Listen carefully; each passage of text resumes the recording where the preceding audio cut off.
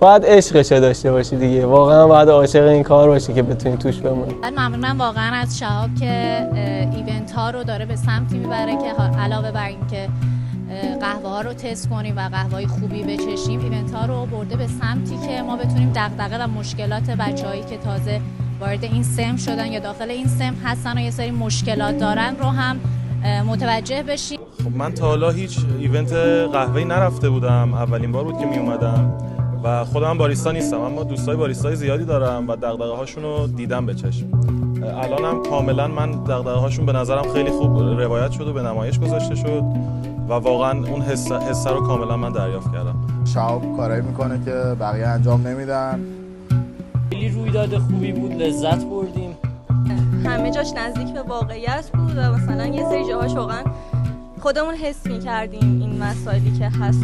برام جذاب بود این تلفیق هنر تئاتر و حرفه قهوه و باریستایی. امیدوارم مشکل جبر جغرافیایی که الان همه درگیرش هستن توی ایران به زودی حل بشه.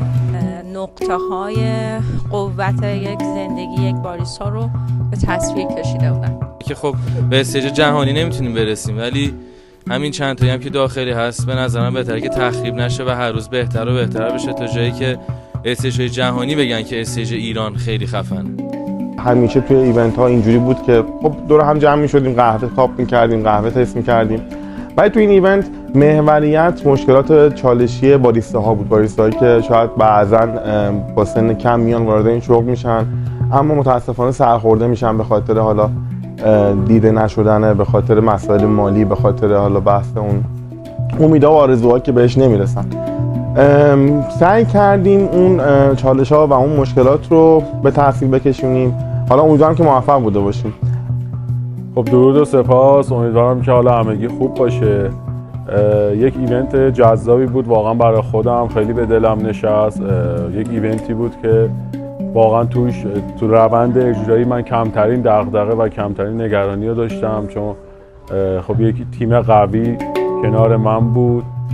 این اگر اشتباه نکنم سومین ایونت من بود که کانسپت داشت، از این لحاظ که واقعا اجراش خیلی سخت بود. مثلا چون حالا من کم و بیش تو حالا مثلا تیم‌های اجرایی مسابقات هم بودم، واقعا میتونم بگم این ایونت های کانسپت دار اجراش از لحاظ مسابقاتی همونقدر وقتگیر و انرژی از آدم میگیره و با این تفاوت که مثلا از ماه‌ها قبل ما داشتیم روش تمرین میکردیم. مینیاتور قهوه، کافه تامسون و الان رویداد نمایش قهوه، این سه تا ایونت کانسپت دار واقعا برای من خیلی لذت بخش بود و برای من خیلی باعث رشد شد. بعد این قضیه رو من مدیون محمد رضای عزیزم باشم، کمتر از 1 سالی که من باهاش آشنا شدم. یادم ایده کافه تامسون رو که وقتی بهش گفتم خیلی خوب با هم دیگه پیش بردیم، با تیم اسکیپ رومیست تهران این قضیه رو انجام دادیم. یه پروژه سنگین و همون تجربه خوب باعث شد که رویداد نمایش قهوه رو دوباره با محمد رضا و تیم خوبش این بار رومیست کرج پیش ببریم. هدفی که ما تو این رویداد داشتیم، حالا جدا از سرو قهوه‌های تخصصی، واقعا این بود که یه کمکی به باریستاها کرده باشیم و چالش و مشکلات اونا رو نشون بدیم. همین که تقریبا 80-90% کسایی که این اجرا رو دیدن باهاش همزاد پنداری کردن یا یاد خاطرات و گذشته خودشون افتادن، برای من کفایت میکنه. من باید از اسپانسرهای عزیز تشکر بکنم. فرشاد چغانه عزیز که اصلا تو تک تک قدم‌های من همراه منه و واقعا برای من خیلی عزیزه. برشته‌کاری ردپیل و محمد صالحی عزیز و محمد امین عزیز، از شرکت گامنو پویان جواهری عزیز و همچنین پادکست به توان قهوه و همای عزیز باید نهایت تشکر رو بکنم.